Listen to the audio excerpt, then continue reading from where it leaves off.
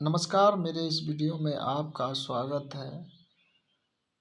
Friends, आज हम लोग जो है विजयनगर साम्राज्य देखेंगे। इससे पहले हम लोगों ने जो है मोहम्मद गौरी, मोहम्मद गजनवी, सल्तनत कालीन व्यवस्थाएं एवं सल्तनत काल के सभी वंश और साथ ही साथ जो है सल्तनत कालीन जो प्रशासन थी वो देख चुके हैं। अगर आपने इससे पहले वो वीडियो नहीं देखे हैं तो आप लोग जो है प्लेलिस्ट में जाके इस चैनल के प्लेलिस्ट में जाकर आप लोग उस वीडियो को विजिट कर सकते हैं। और आज हम लोग स्टार्ट करेंगे विजयनगर साम्राज्य। तो बिना देर किए हुए स्टार्ट करते हैं विजयनगर साम्राज्य। और साथ ही साथ ये भी बता दूं कि विजयनगर साम्राज्य जो है इतिहास में एक महत्वपूर्ण स्थान रखता है। आज जो है क्वेश्चंस में जो है ढेर सारे वेरिएशंस लाए जाते हैं जो दक्षिण भारत की जो है महत्वपूर्ण ये वंश है, ये साम्राज्य है जिसे हम लोग पढ़ेंगे। जो कि ये सल्तनत कहने का मतलब कि दिल्ली में जब मोहम्मद बिन तुगलक यानी तुगलक वंश का शासन था तो उस समय जो है विजयनगर यानी हम्पी जिसकी राजधानी थी वहाँ पर जो है विजयनगर साम्राज्य का स्थापना जो है हरिहर एवं बुक्का नामक दोनों भाइयों ने की थी। तो चलिए इसे डिटेल में देखते हैं।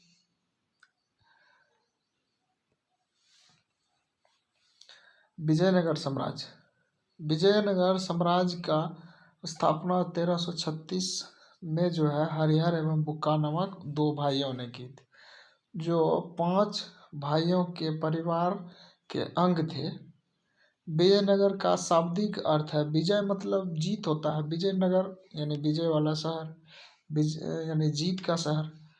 नेक्स्ट देखेंगे हरिहर एवं बुक्का ने विजयनगर की स्थापना जो है विद्यारण्य संत से आशीर्वाद प्राप्त कर की थी। हरिहर एवं बुक्का ने अपने पिता संगम के नाम पर संगम राजवंश की स्थापना की। इसके हिसाब से कह सकते हैं कि विजयनगर में जो है सबसे पहला वंश जो है संगम वंश है। नेक्स्ट देखेंगे विजयनगर की राजधानी जो है हम्पी थी। विजयनगर साम्राज्य के खंडहर जो है तुंगभद्रा नदी पर है स्थित है। विजयनगर साम्राज्य की राजभाषा जो थी तेलुगु थी। साथ ही साथ ये देख लेते हैं कि संगम वंश के प्रमुख शासक जो है 1336 से 1356 यानी 20 साल जो हरिहर ने किया शासन। बुक्का फर्स्ट ने जो है 1356 से 1377 तक किया। हरिहर द्वितीय ने जो है 1377 से 1404 तक, जबकि देवराय प्रथम ने 1406 से 1422 ईस्वी तक। इसी देवराय प्रथम के शासनकाल में जो है निकोलो कोंटी यानी इटली यात्री जो है निकोलो कोंटी आए थे। और देवराय द्वितीय अब्दुल रज्जाक इसके शासनकाल में। मल्लिकार्जुन के शासन का जो है समय है 1446 से 1465 तक। और विरूपाक्ष यानी आप सुने होंगे विरूपाक्ष का मंदिर कहाँ है तो हम्पी। तो विरूपाक्ष मंदिर जो है 1465 से विरूपाक्ष द्वितीय जो है जिन्होंने शासन किया 1465 से 1485। इसी प्रकार नेक्स्ट देखते हैं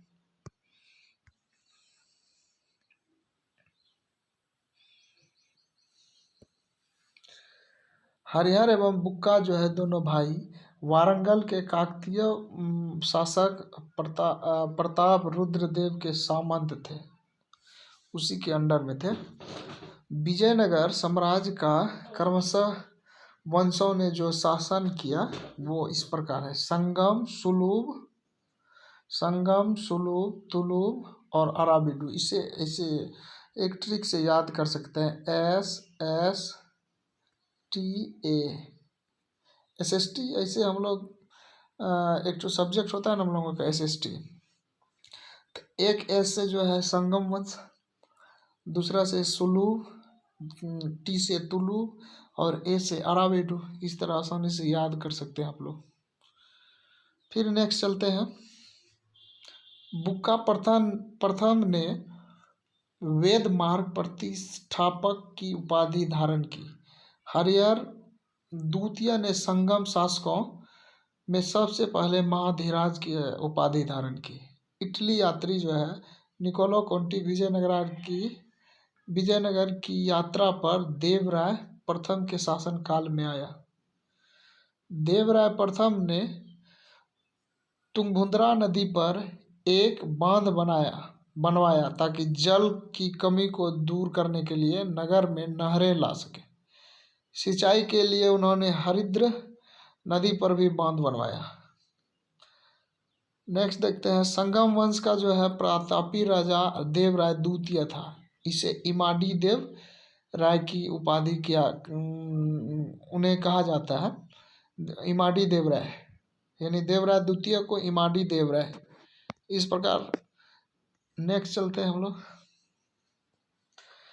फारसी राजदूत अब्दुल रज्जाक देवराय द्वितीय के शासनकाल में आया था। इसके अनुसार विजयनगर में पुलिस वालों का वेतन वेश्यालय की आय से दी जाते थे। अजब तरह का। नेक्स्ट देखते हैं हम लोग। तेलुगु कवि श्रीनाथ कुछ दिनों तक देवराय द्वितीय के दरबार में रहे। फरिश्ता के अनुसार देवराय द्वितीय ने अपनी सेना में 2000 मुसलमानों को भर्ती किया, उन्हें जागीरें दी। अभिलेख में जो है देवराय द्वितीय को जगत बेटकर यानी हाथियों का शिकारी कहा गया। देवराय द्वितीय ने संस्कृत ग्रंथ महानाटक सुधानिधि एवं ब्रह्मसूत्र पर भाष्य लिखा। नेक्स्ट देखेंगे। मल्लिकार्जुन को प्रोढ़ देवराय भी कहा जाता है। सुलभ नरसिंह ने विजयनगर में दूसरे राजवंश सुलु वंश यानी 1485 से लेकर 1506 ईस्वी तक की स्थापना की। सुलु वंश की सालूब या सुलूब जो भी कह सकते हैं, ज़्यादातर लिखा जाए तो कहीं कहीं सुलूब भी दिया जाता है। इसके बाद नेक्स्ट देखते हैं हम लोग।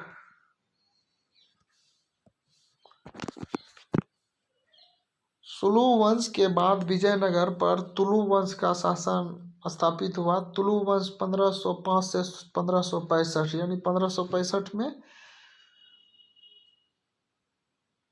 में के बीच में किया गया। किसके द्वारा? वीर नरसिंह के द्वारा। सुलूब का नरसिंह, जबकि तुलुब का वीर नरसिंह ने स्थापना किया था। इसे क्वेश्चंस बार बार पूछे जाते हैं एग्जाम में, आप लोग इसे ध्यान रखेंगे। तुलु वंश का महान शासक जो है कृष्णदेव राय था। तो कृष्णदेव राय किस वंश का शासक था? तो तुलु वंश का। 8 अगस्त 1509 ईस्वी को शासक बना। सुलूब तिम्मा कृष्णदेव राय का योग्य मंत्री सेनापति था। बाबर ने अपनी आत्मकथा बाबरनामा में कृष्णदेव राय को भारत का सर्वाधिक शक्तिशाली शासक बताया।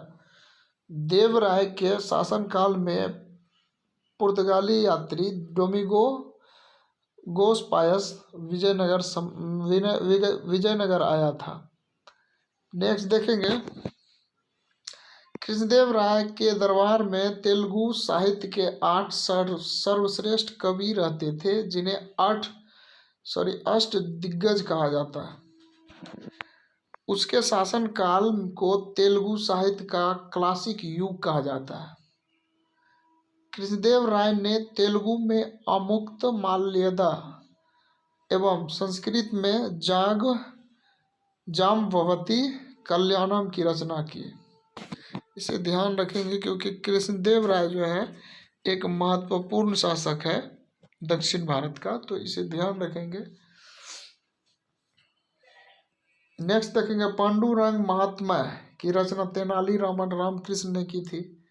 नागलपुरम नामक नए शहर हजारा विट्ठल स्वामी मंदिर का निर्माण कृष्णदेव राय ने करवाया। कृष्णदेव राय ने की मृत्यु 1529 ईस्वी में हो गई। ये बिहार दरोगा का भी क्वेश्चन है कि जो है ना किस शासक ने, और अभी 2068 BPSC जो है उसमें जो है क्वेश्चन पूछा गया था कि नागलापुरम नामक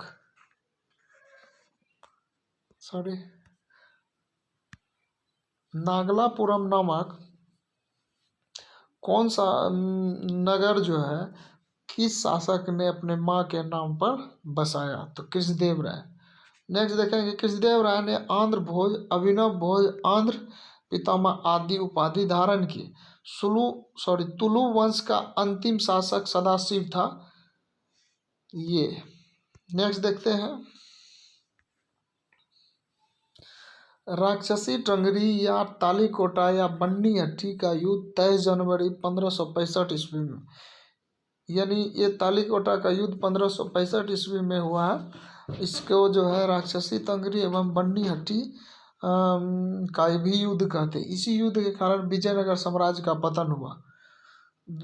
विजयनगर के विरुद्ध बने दक्षिण राज्यों के संघ में शामिल था।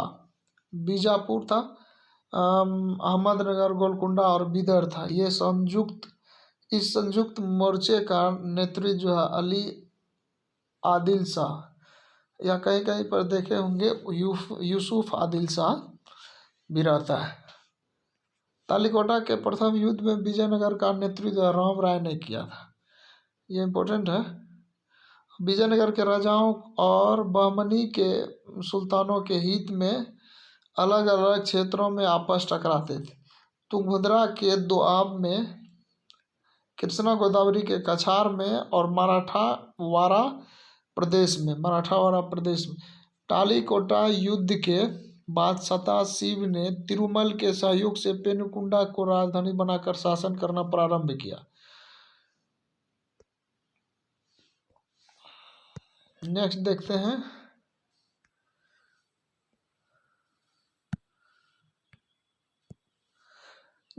हैं विजयनगर के चौथे राजवंश अराविडू 1570 से 1572 ईस्वी के बीच जो है स्थापना हुआ। तिरुमल ने सदाशिव को जो अपदस्थ कर पेनुकुंडा में किया। ठीक, अराविडू वंश का अंतिम शासक रंग थ्री था। अराविडू शासक वेंकट द्वितीय के शासनकाल में वेडेयार 1612 में मैसूर राज्य की स्थापना की। विजयनगर साम्राज्य की प्रशासनिक इकाई जो है प्रांत था, यानी मंडल, कोट्टायम जिला हुआ। एक प्रांत भी मतलब एक राज्य को जो है प्रांत बोला जाता है, और वो हो गया। फिर उसके बाद जिला, उसके बाद मेला ग्राम यानी 50 ग्राम का समूह अभी जो पंचायत है, और उड़ जो है ग्राम। नेक्स्ट देखते हैं विजयनगर कालीन सेना नायकों को नायक कहा जाता था।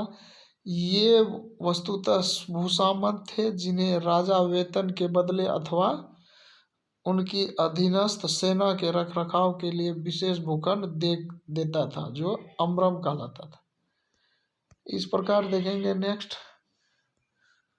आयकर व्यवस्था क्या है देख लेते हैं हम लोग। आयकर व्यवस्था क्या है, प्रशासन को कम से कम ये जरूर ध्यान रखेंगे कि विजयनगर साम्राज्य से रिलेटेड है कि आयकर व्यवस्था क्या है, तो आसानी से क्वेश्चंस आप डील कर सकते हैं। कुछ व्यवस्थाएं जो है, कुछ प्रशासनिक तौर तरीका जो है वो एग्ज़ाम के लिए महत्वपूर्ण होते हैं, क्योंकि ये दक्षिण भारत की जो है ये साम्राज्य है, तो इसमें कुछ वर्ड जो है हम लोगों को एक्सेप्ट नहीं होता है ईजिली। तो नेक्स्ट देखते हैं हम लोग प्रशासन को सुचारू रूप से, यानी आयकर व्यवस्था क्या है। प्रशासन को सुचारू रूप से संचालित करने के लिए ग्राम को एक स्वतंत्र इकाई के रूप में संगठित किया गया। इन संगठित ग्रामीण इकाइयों पर शासन हेतु 12 शासकीय अधिकारियों की नियुक्ति की जाती थी, जिनको जिनको जिनको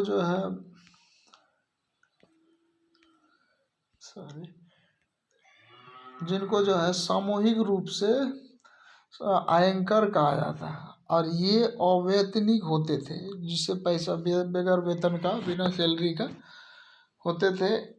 इनकी सेवा के बदले सरकार उसे लगान मुक्त कर देता था और कर मुक्त कर देता था, कर मुक्त भूमि प्रदान करती थी। इनका पद अनुवांशिक होता था, वह इस पद को बेच या गिरवी रख सकता था।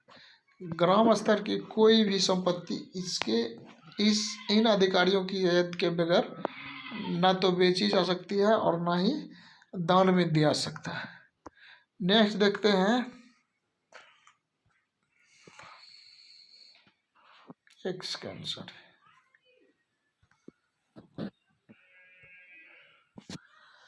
देखेंगे विजयनगर आने वाला प्रमुख विदेशी यात्री देखेंगे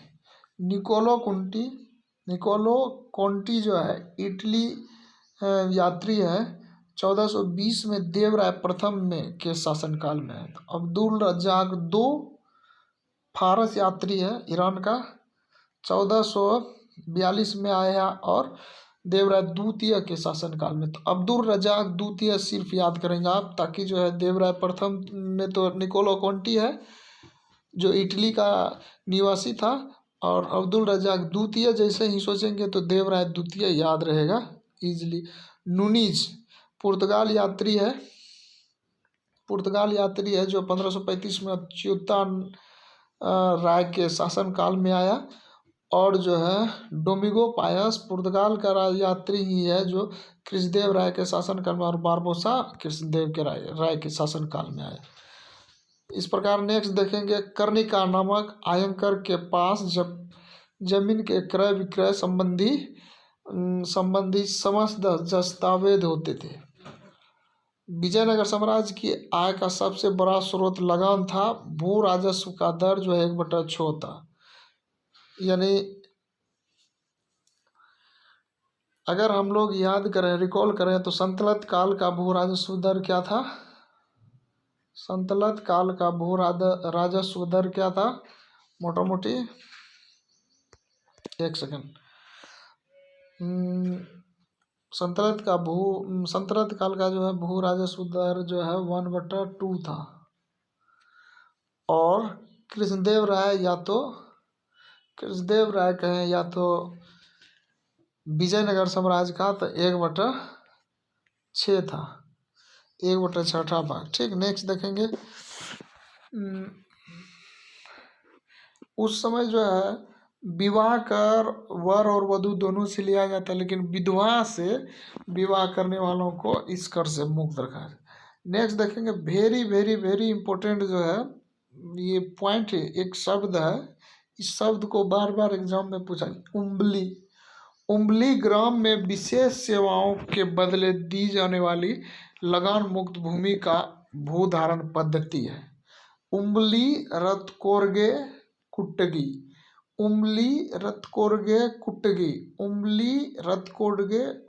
इसको बार बार आप लोग भी दोहरा लेंगे तो आसानी से याद हो जाएगा, ताकि एग्जाम में ये सब क्वेश्चंस जो है, इस प्रकार के जब क्वेश्चंस पूछे जाते हैं तो उस समय ज़्यादातर चांस रहता है कि वो क्वेश्चंस छूट जाए, क्योंकि सभी को आता नहीं है। अगर आप बना देते हैं तो आपका आसानी से सिलेक्शन में जो है श्योरिटी बनेगी, ज़्यादातर ये हो जाएगा, अच्छे परफॉर्मेंस में रहेंगे आप।